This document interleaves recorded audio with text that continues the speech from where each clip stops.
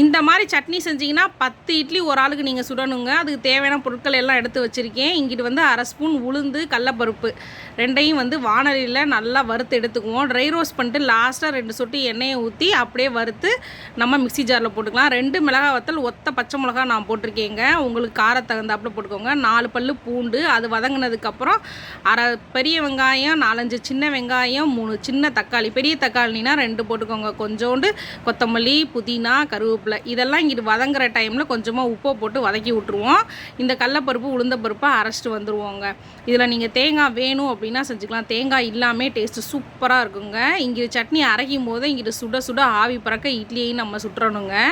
இந்த சட்னியை நல்லா வலுவலுன்னு அரைக்கவே கூடாது. அந்த கடலப்பருப்பு அரைச்சதுக்கப்புறம் அந்த தக்காளியை போட்டுட்டு நல்லா ஒரு கொரகொரப்பாக தான் அரைச்சிட்டு தால்சம் பண்ணி நம்ம சுட சுட ஆவி பறக்க இட்லியை பிச்சு அப்படியே சாப்பிட்டா திரும்ப திரும்ப இட்லி கேட்பாங்க உங்கள் வீட்டில். பாய்.